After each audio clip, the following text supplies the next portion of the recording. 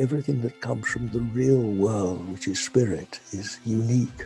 So no one can repeat anybody else's experience. As the problem is largely a discursive mind. And if you just choose something out of this discursive, take a word like love, because everybody wants to love and be loved, and you can meditate on love. But you see, then the mind will play with that word and will give you ideas of love. And then you can very easily sort of fool yourself into a more imagination, which isn't actually more to it than that. And the point of being given an apparently meaningless mantra that is outside your normal experience is that it has no association. Therefore, if you listen to this word, it's easier to let go all your habitual thinking. If you follow this mantra, which is not connected to anything really in your life, it'll just help you to let go and discover what is beyond these attachments, these limitations. This is what really keeps us bound in this less than whole existence, in this limitation of normal human existence. Meditation is a journey from limits to the unlimited, you see. This is the normal human limitation, imprisoned, as it were, in the flesh, in the mind, in this concept of identity with a limited human entity. There's freedom, you see, is to transcend it.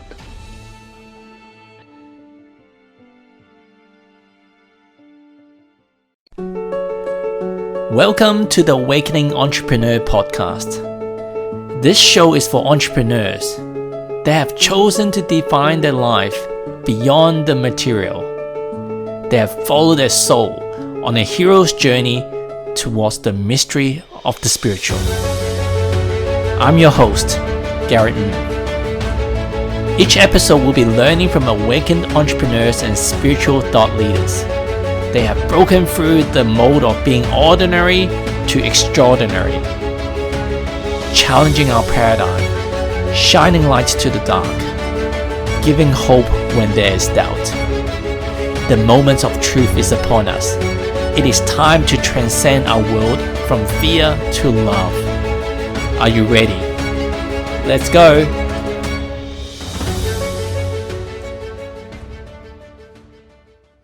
Welcome to this week Awakening Entrepreneur Podcast. I'm very excited to have someone all the way from the UK to share with you their wisdom for this week. His name is John Butler. I don't know how to best describe him, but I was mesmerized when I heard one of his videos. He talks about consciousness and rising consciousness. It's almost like rising above the clouds. And once you get past the cloud, everything is all clear. But this man has a gentle, a humble personality. And I was just chatting to him before we started the podcast. He said, for 80 years of my life, I just wanted to be myself and wasn't that popular. But a few years ago, somehow overnight, he became an internet sensation with some of his videos, even reaching for over 1 million people. And I think as we are globally rising our consciousness, there are certain light workers and spiritual people or older souls. It's just been given the path of sharing more of the light and the wisdom with the other people that's about to walk on the same path. And I know that John is one of these souls brothers of ours that's got a message to share. So thanks for coming on, John. Thank you for having me. So I want to first learn about, you've got a book and you've got a YouTube channel called Spiritual Unfoldment. Tell me what a spiritual unfoldment means to you. I think it was 2007 when my first book was published, and I called it Adventure Without End. But the publisher didn't like that, and so we had to think of a new title. And for weeks I went through all sorts of things in my mind. What shall we call it? And then one day I had the idea of spiritual unfoldment.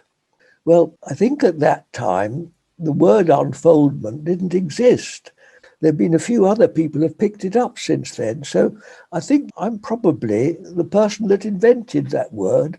And it seemed to serve the purpose, and the publisher liked it. So we called my first book Wonders of Spiritual Unfoldment. And that name's rather stuck. And then when we were thinking of a name for this channel, well, it sort of naturally came to mind. Well, what does it mean indeed? Well, my first book really is a sort of mini autobiography. It really tells. A long time ago, I wrote a letter. I was a member of the School of Meditation then in London. And I wrote a letter describing my thrill, this gradual dawning of spiritual reality. And back came an answer to do more to share thrill with others, that discovery with others. So that really encouraged me to write. So I started writing. I started making notes and recording the various insights that I had, mostly arising out of meditation. And then years and years went by, and eventually I had enough notes to put them together. And I began to think, well, I'm getting an old man. What can I leave behind of any use when I die? And I suddenly thought, well, I'll put all these notes of mine together in a book. And lo and behold, the first book was formed.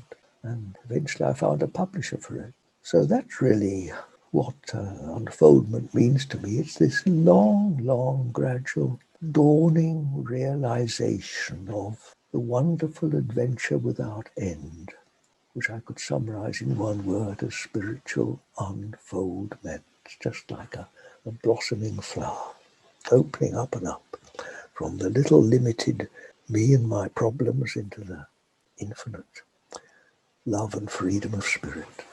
And to fill in the backstory, John, like you grew up in a farm, right? Like you weren't like trained to be a meditator. You were like just growing up a normal life. I was a country boy. I've always been a countryman. I was a farmer, yes. I've always loved nature. I've always thought of that as my first teacher. I always naturally turned to the green fields, yes. And I think there's no better teacher, really. I'm not one, really, for following human answers. And at the time, growing up, what was life about for you? What was life about for me? Farming, dear. Farming, farming, farming. I loved farming from the day I was born. I always thought I came into this world to be a farmer. I loved animals. I loved the Mother Earth naturally. But I've actually, as you're speaking to me from Australia, when I left school and I served my stint in the army, I longed to see what the world was like before men messed it up. So I went out to Australia, had a wonderful year in Australia, out back with the things I loved, horses and cattle and wide open spaces. That opened my horizon. I suppose that's really where life certainly opened up. I don't know that I thought in spiritual terms then, but I certainly responded to those great wide open spaces of the ocean. Of course, I went by ship. People didn't fly then. Wonderful experience to have a long sea voyage.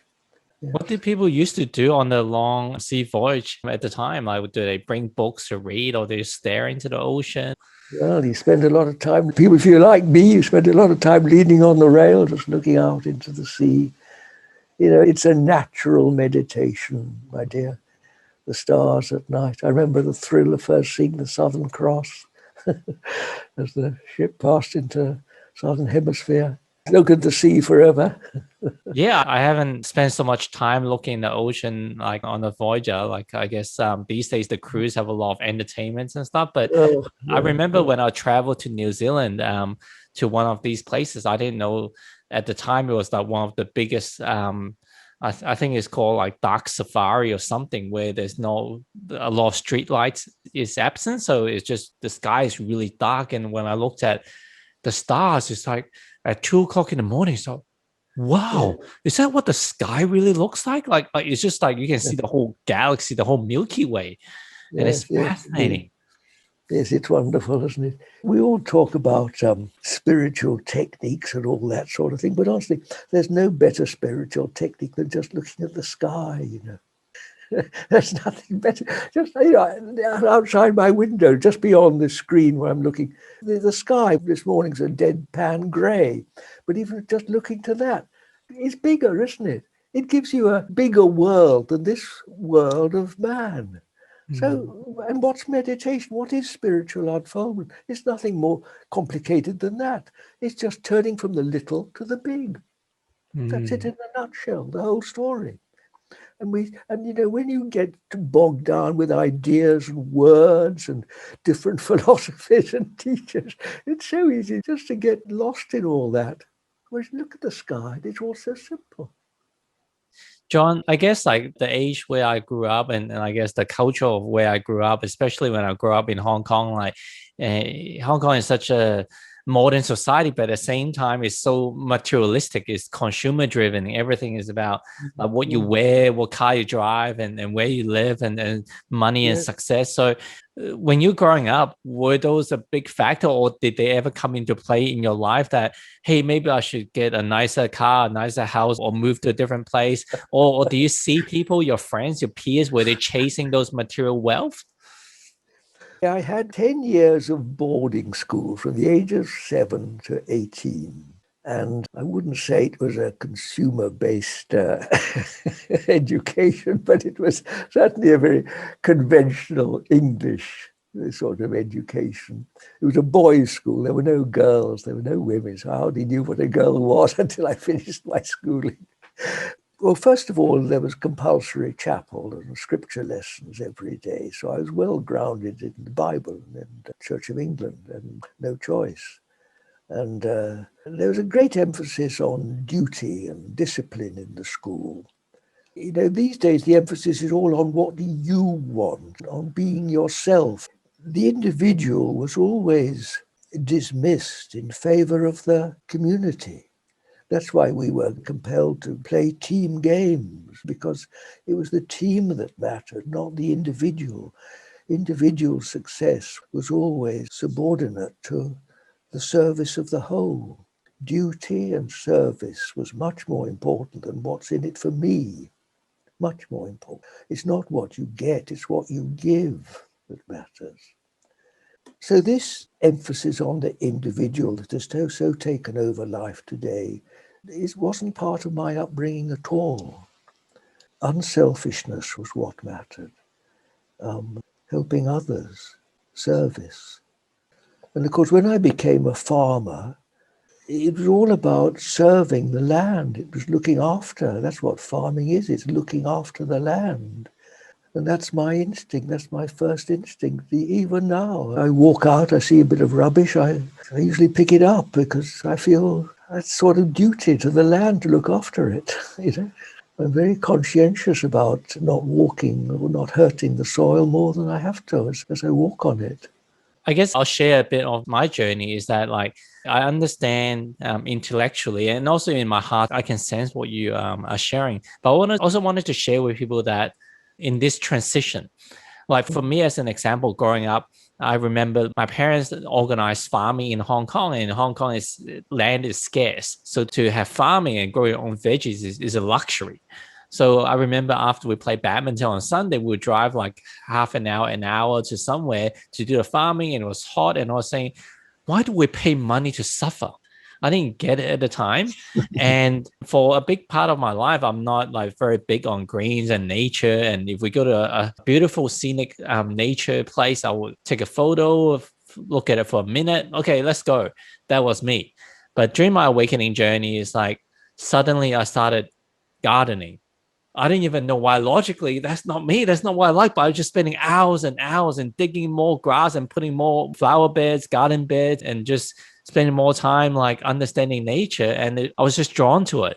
And so with a lot of my peers and the entrepreneurs that I know, it comes from this chasing material success. And it could be like better friends, better health, and all this other stuff.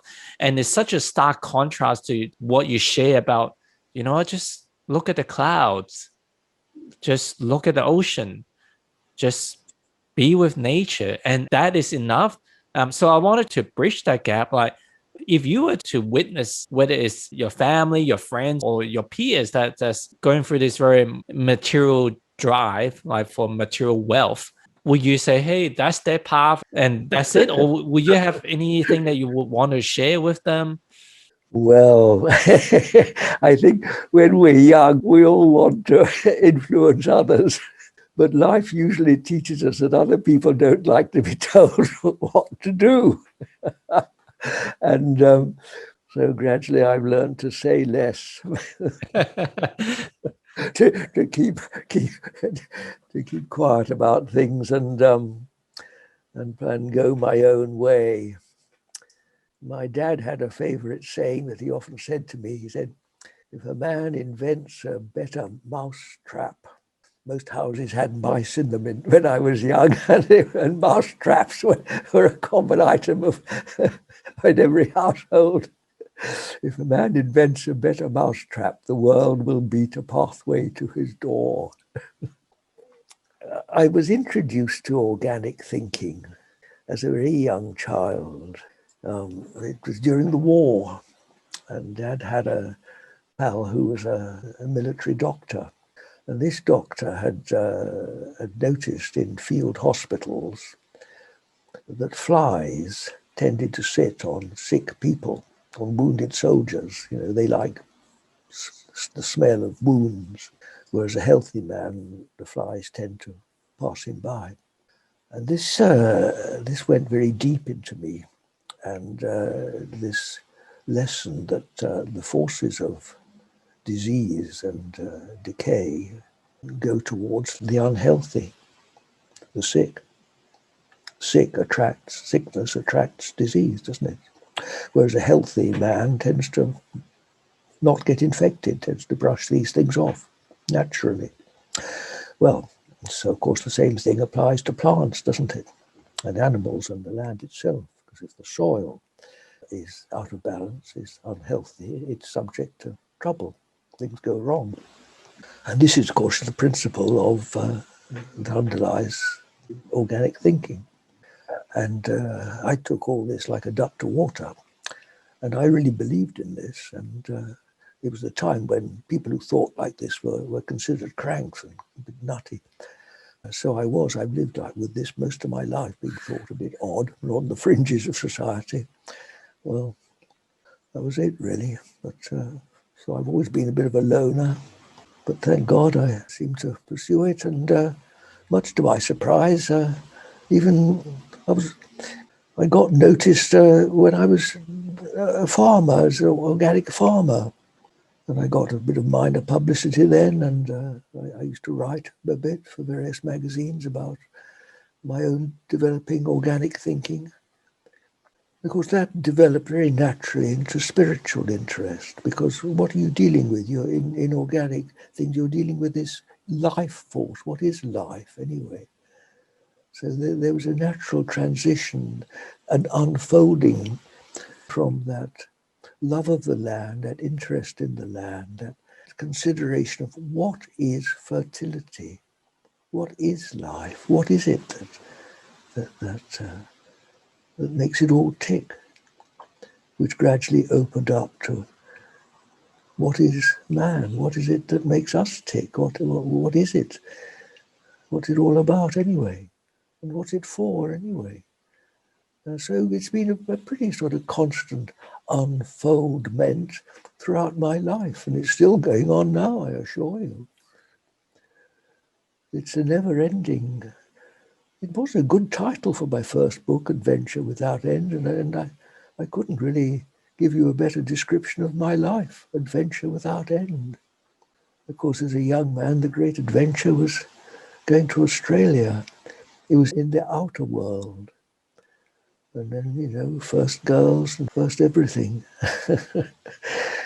And gradually the adventure went into, I suppose it goes inward, and then you discover the real adventure is not outward in this world. Well, of course, that's where we start. It's inward. The adventures in this world come to an end, don't they? The adventure within never does. It just goes on because it's infinite. So I think you mentioned that after going on these external adventures to different countries, and then somehow you got to the school of meditation. What sparked the interest of going to that school? Well, I'd been in South America. Well, I'd injured myself farming, and so I had to spend some time in business to let my body heal. But I couldn't really bear it, and I had a big quarrel with my father and went off to South America. As I saw it then, to make the world a better place, I was It was the beginning of the sort of, it was called the Third World then, but the fact of world undernourishment, if not starvation, was becoming known in the West. And as a young farmer, of course, I thought I knew how to deal with it by planting trees in the deserts and controlling soil erosion and doing all this sort of thing. So I went off to South America with high hopes of making the world a better place. And while I was out there, after some small success but a lot of failure, I remember I was sitting on top of the Andes on a mountainside one day, and I heard a little voice say, "To make whole, be whole." And I saw myself as an immature young man with a bit of superficial knowledge, trying to teach people older and wiser than myself, the local Indians, local Andean Indians, about life.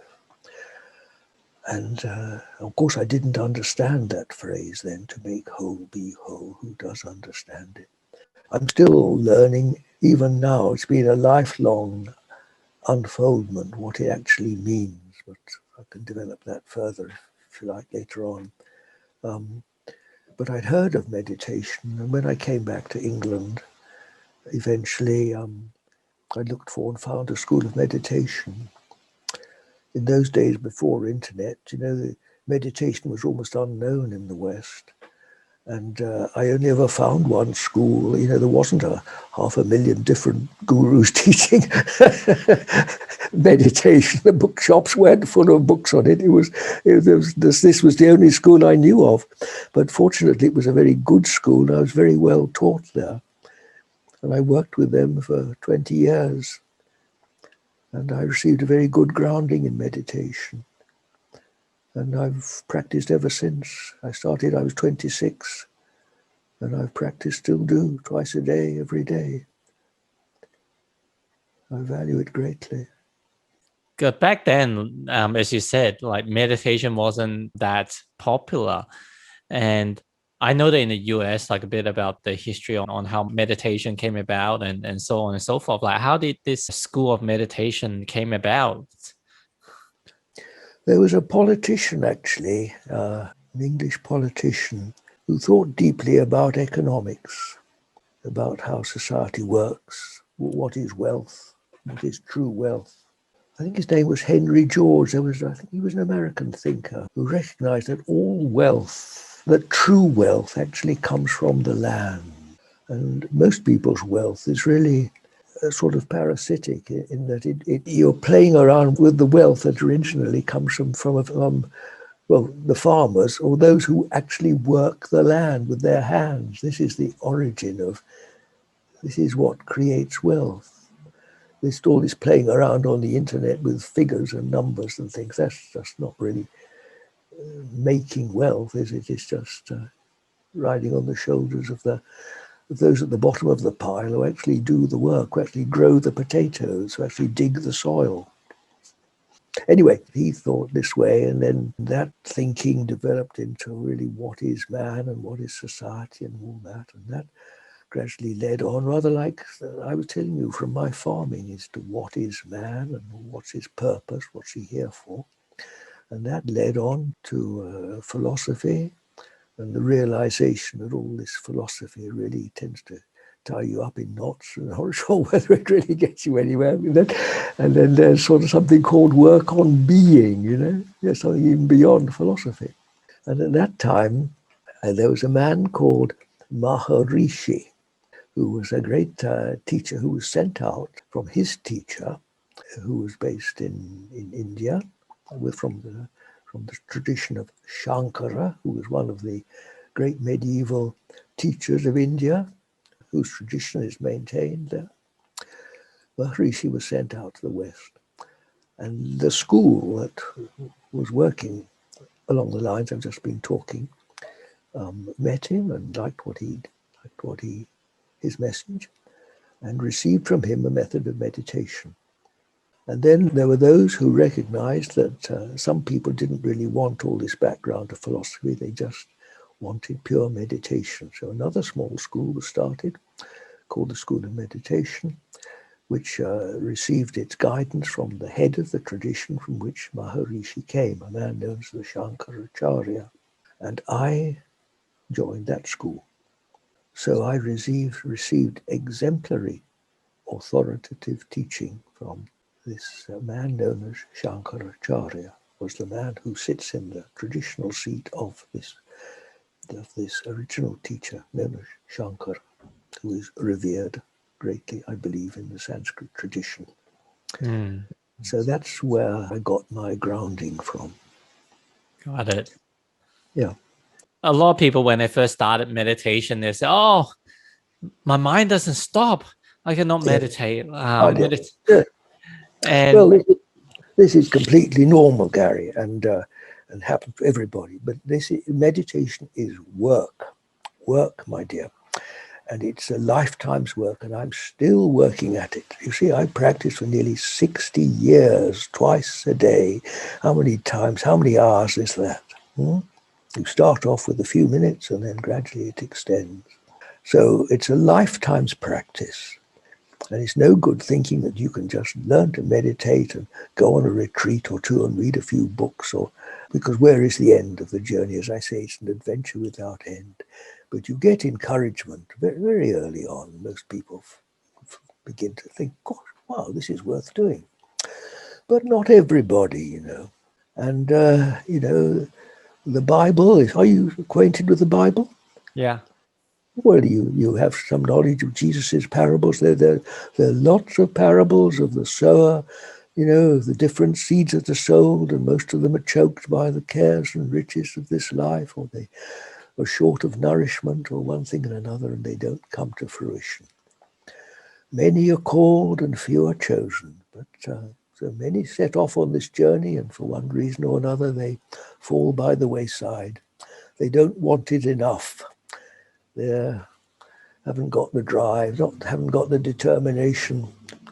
But those that persevere, the ones that are determined, keep going, keep plodding on, because it's not all ups, you get your downs. I've been through all sorts of depression and despairs in my life. It isn't all easy. We go through many trials in this life. That's perfectly normal. In fact, the higher you climb, the more you fall. It's all part of this great lifelong process of being humble, dear, and brought back to our senses. And that's, I'm afraid, one of the last things we learn to do is to be sensible. We're so screwed up in our minds. Lost souls, we really are. Lost in our heads, that's the human condition. And to come back to the simplicity, the utter simplicity of just being here now. What do you feel is the purpose of the mind? Well, the purpose of the mind. What's it for? Well, there are different aspects of the mind, aren't there? There is what you can call the discursive mind, the mind that likes to think, the talking mind, the mind that picks up ideas and plays with it, asks questions, curious mind. Curiosity, remember, killed the cat. Can lead us into all sorts of problems, can't it? But most of us are curious. Most of us ask questions and do want to know. More and more of less and less very often.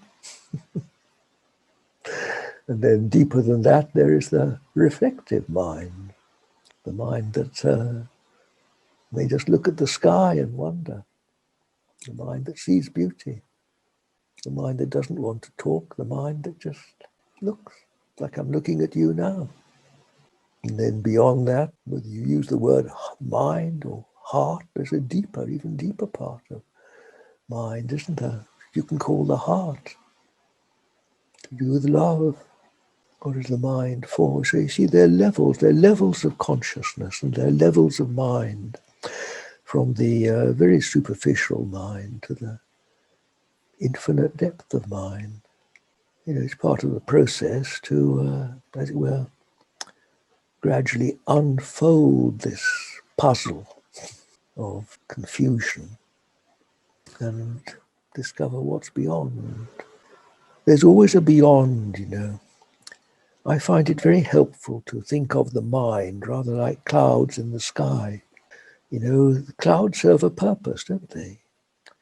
And we may not like them, we may prefer the sunshine, but without clouds, where would we be? No rain. So clouds serve a purpose. And of course, you've never ever looked at the sky and it's been the same. It's always changing, isn't it? Isn't that an extraordinary fact? And so it is with our mind. It's never the same, is it? And everybody's mind is different. But one of the most amazing experiences in life is the first time you get in an aeroplane. And if it's a cloudy day, you go up through the clouds, and what's beyond the clouds? Clear sky. Clear sky, isn't it? And that is meditation.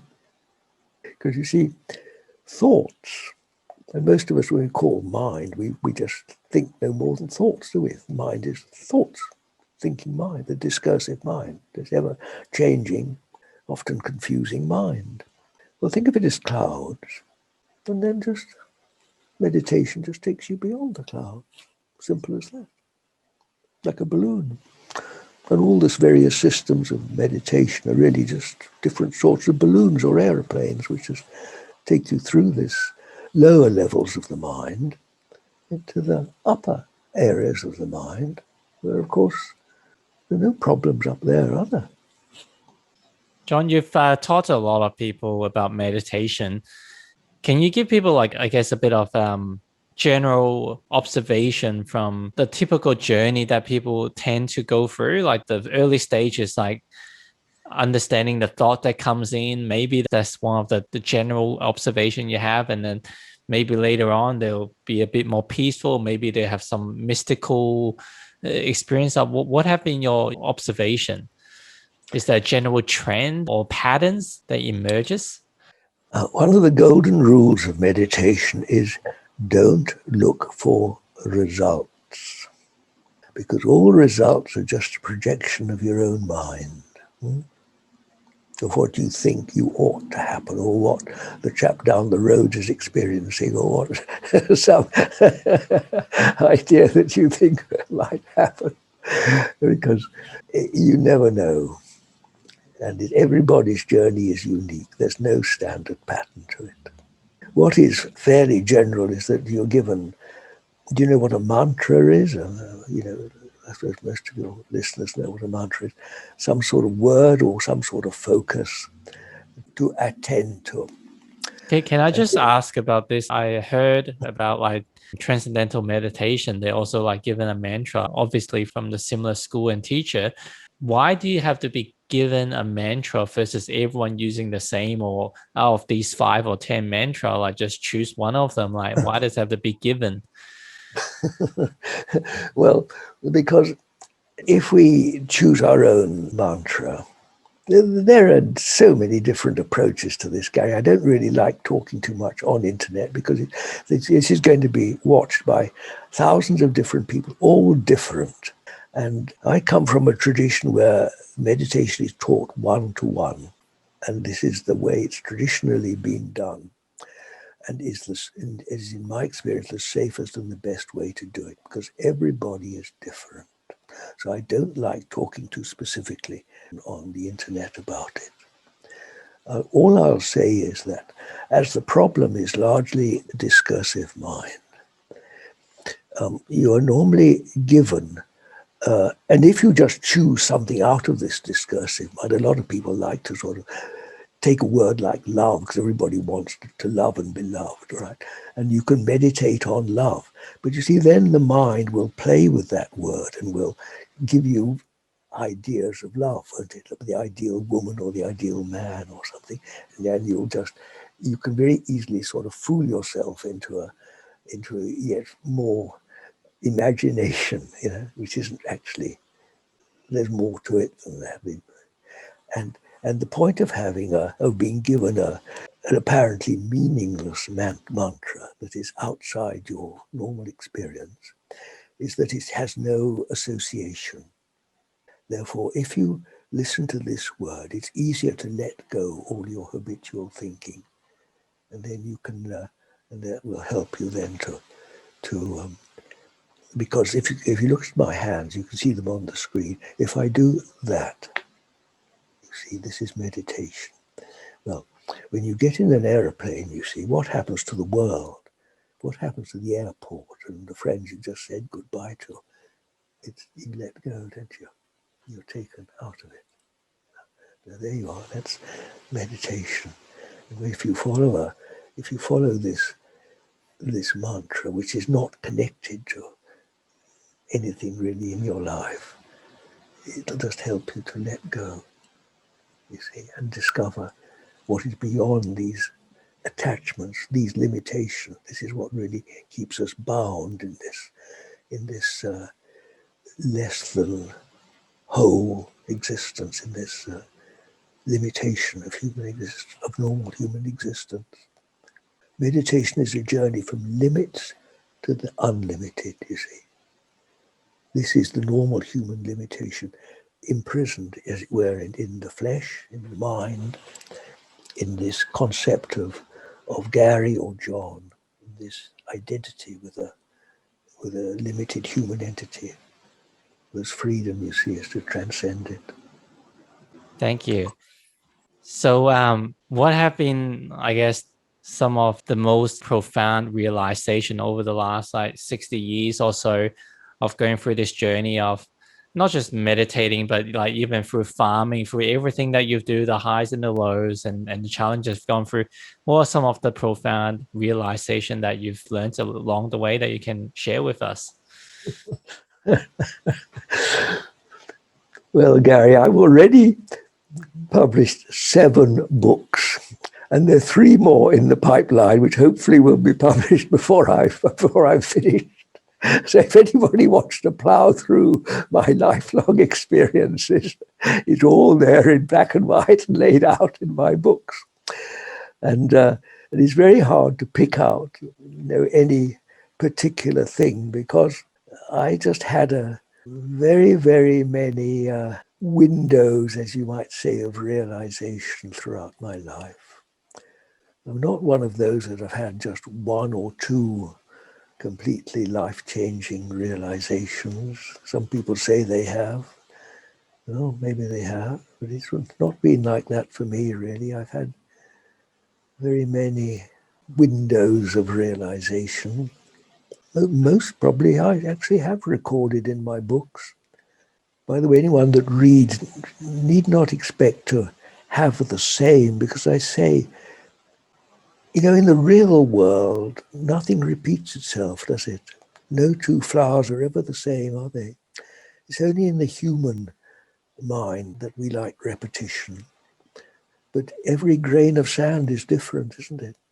And certainly everything that comes from the real world, which is spirit, is unique.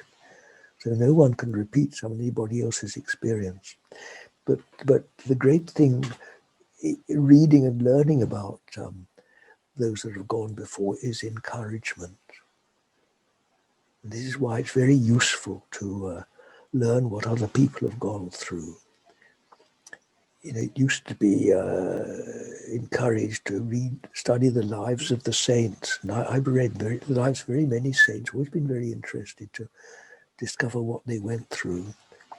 And depression and despair is perfectly normal as part of this long journey of spiritual unfoldment. All sorts of dreadful experiences. It's not a joyride, I assure you. You've got to be tough. You've got to have courage if you want to keep going, because many monsters await you on the way. But through it all, the great dawning is that there's always a beyond. Whatever we experience in this human form, there's that's beyond. Beyond despair, these things come to pass. And eventually you come to see that mortality itself, which is everything that dies, is really just a phase, a part of a performance in name and form of that which is essentially nameless and formless, which is really what I am. which is the true being of everybody, which is spirit, which is infinite, which is infinite. And it's in realizing the infinite that you transcend, that you overcome the world. And that's when you begin to be of use to others. I suppose there was a very significant time in my life.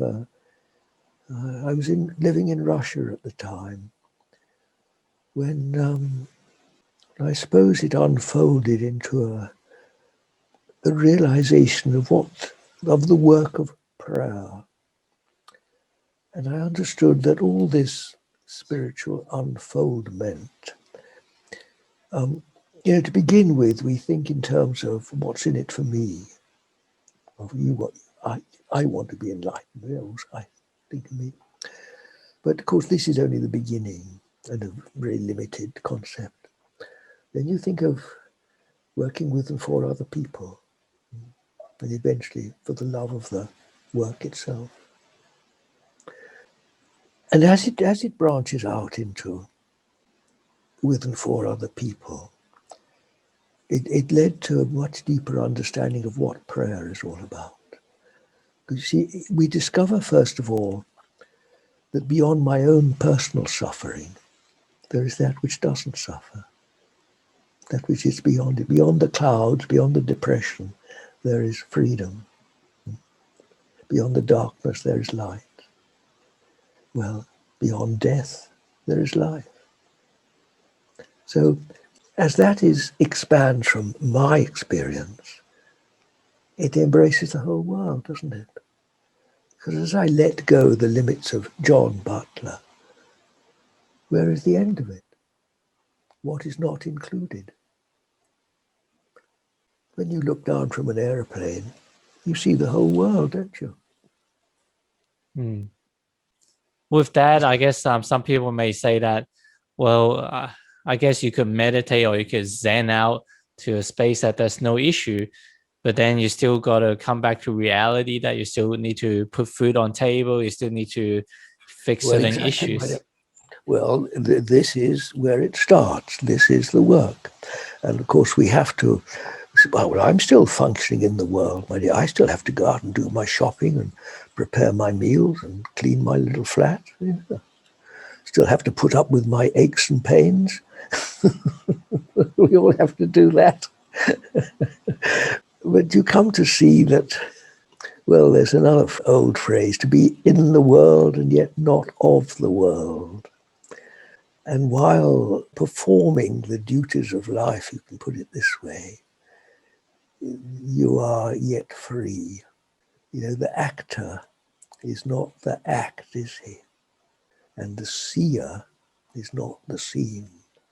So yes, I'm sitting here talking to you, and yet there's something sort of like a bird's eye view. There's an observer behind it all, you see, that's watching this performance, which is completely unaffected by it.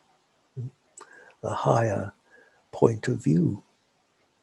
So this is sometimes clear and sometimes you lose it, but it's sort of there. You keep coming back to it. This realization of a higher self, an observer of the human scene, which participates but is yet detached. It's not it.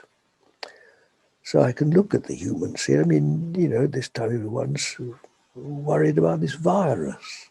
Well, yes, one has to do what's appropriate. I put on a mask when I go into the shop like everybody else does.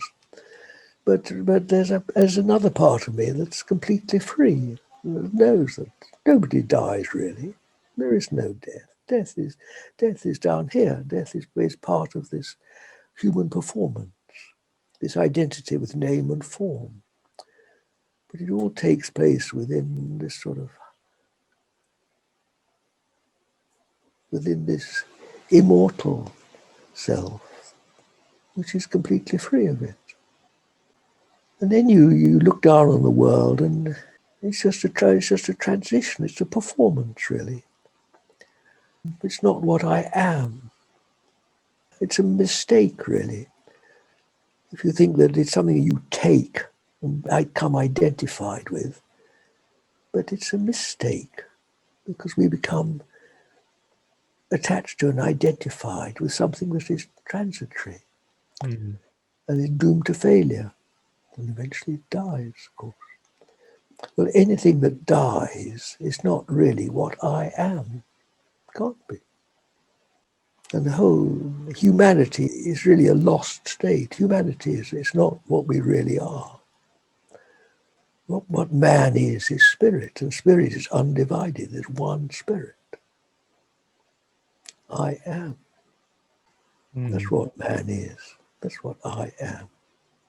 And when you realize this, first of all, with many, many, many little glimpses, you gradually begin to realize what I am not. Perhaps in talking of spiritual unfoldment, what it's all about, it's very difficult to say where you're going or what it is, because it's beyond words. You can't describe it. But you can eliminate, you see, what I'm not. Every mother will say to her child that this is sobbing its heart out over some little thing.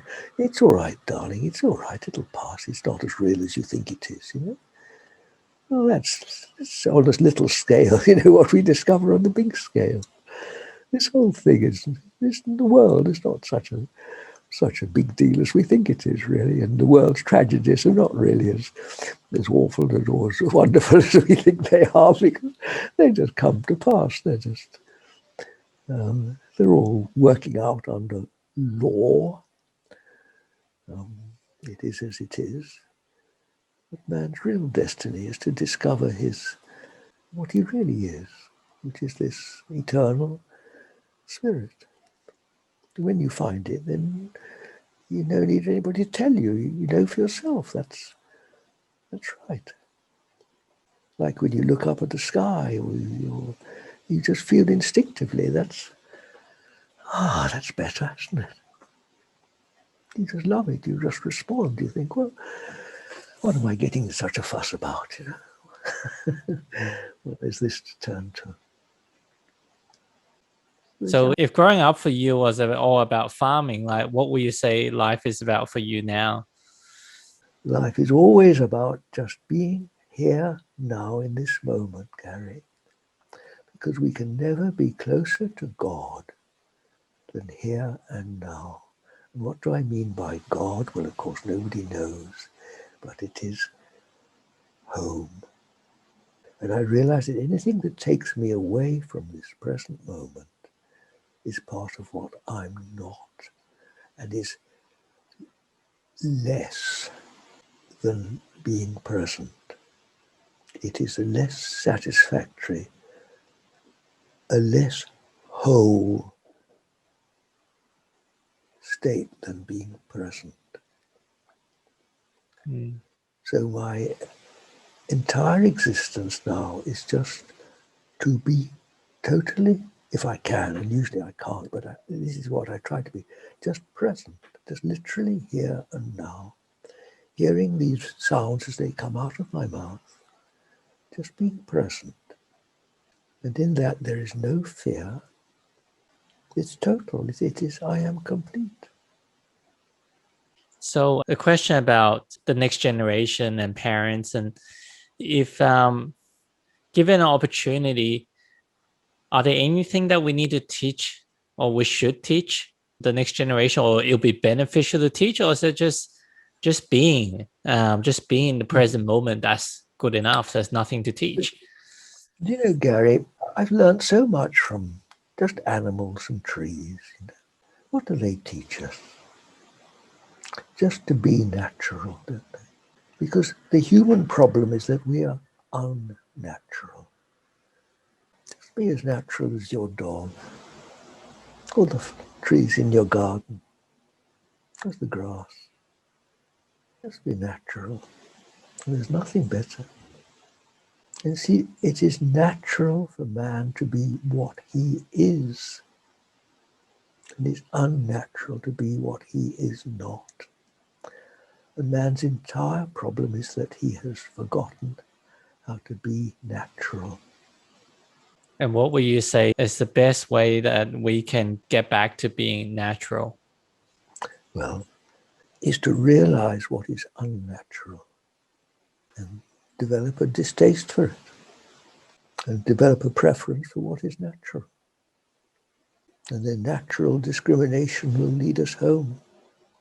But the world is so complicated and there's such pressures on us to be unnatural. It's a long journey, my dears, and you need to be determined. In fact, I remember being told that there's no more important requirement for those that have spiritual ambitions than determination. The difference between a saint and a not saint is determination. So look at me, an old man, 60 years of plodding along the hard path of meditation. I wish you luck on your journey, wherever you start from. But don't give up. Be determined, because you will meet all the forces of the world will rise up to prevent you. All the temptations, all the mockery, and even worse. Think how many of the saints, think how Jesus was crucified. Think of those saints that have been burnt at the stake for their faith. Follow in their path. You may not be burnt at the stake, but you'll certainly receive something unpleasant along the way. I certainly have. You see, there's something called the ego, me. Me is that which is separate, that which is unnatural. We've all got it. We've all got it, and we'll have it until our dying day. And this ego will protest all the way as it feels itself threatened and ignored. It doesn't like it. It fights for its own survival. And this, of course, is the cause of all human conflicts. Oh, me. What about me? I want this. My pride, my dignity, my self-worth. The world is absolutely saturated with ideas of self-worths, being oneself, self-rights, human rights, all this sort of stuff. Ego, fighting for your own individuality. This is all ego, the separate self. So we've got to deal with it. And the way of meditation is not the way of conflict. It's the way of this, to let go. And it's not easy. People will let go what they don't want. Of course, that's easy. Any fool can do that. It's when you have to let go of that which you love most, that which you cling on to, which is very often our own me, of course. We'll let go of everything else except me. This is when it gets difficult. And strangely enough, one of the things we're most unwilling to let go is our own suffering, our own self-pity. Poor me, what a hell of a life I've got. Don't we cling to it? How people love to talk about their suffering, don't they? And the injustice of this world and all that it means to me, the unfairness, people's lack of understanding. Oh, we go on about it forever, don't we? Me. Well, this is what gets in the way, you see. This is what's called our separation, what we really are. So there we are, my dears. Let's fight the good fight, you see. That's what our human journey is all about. It's really what you could call the devil, the powers of darkness within ourselves. Age-old struggle between good and evil, isn't it, that goes on in all of us. That's what the work, the real work, is all about. It is facing the monsters, the dragons of this world, and overcoming them. Do you know how to overcome them? I've got a favourite little thing. I need a bit of paper, actually, but I'll use this, These things are totally real. We live behind this sort of darkness, with fighting the world, whether it's, pollution or whatever the problem is. And to overcome is to do that. You never overcome by that. We overcome by doing that. By seeing about it. By rising in consciousness, you see, by getting in our little airplane and rising in consciousness beyond the clouds. Then you look down on the clouds, even if they're great big thunder clouds, and say, that's just a cloud. Mm. And this is what's meant by saving the soul. This is what's meant by liberation, you see. Ascending to higher consciousness. And as you ascend to higher consciousness, so the whole world is raised also. Yeah, I completely agree. Like, as I raised my kids, a couple of years I've spent homeschooling them. As much as I want them to excel in sports or academically, I think the most important thing is for them to be conscious, because they're not, they're just going to run on other people's beliefs and values, and subconsciously they just react to a lot of situations without even understanding why. But when they are conscious, they have choices, and truly life become an adventure that you could consciously choose your path, instead of just being an actor that feels like that you have no choice. You get to be a director and observe the play. That's right, my dear. Yes, most human behavior is just robotic, really. Action, reaction. Yes, it's subconscious. Mm. Man is asleep. That's his condition. Yes, it's often described as a dream, isn't it? A nightmare. Yeah. But when you wake up, you see what happens. What happens to the dream? Mm. Not as real as you think, is it? Yeah. That's why they say life is a dream. Yes, yes. Thank you so much, John, for your time. Really appreciate. And for people that really want to learn more and continue to follow John's wisdom, you can go to YouTube and just type in Spiritual Unfoldment, or you can go to his website, spiritualunfoldment.co.uk. You're going to be able to find his books, his philosophy on organic farming, and other goodies that you can find on his website. So, John, you've been a powerhouse on this call, and I'm sure our listener really appreciate it. Any last words you want to share with our listeners? God bless you all. Same to you, John. Thank you so much. Thank you. Love you. Love you too.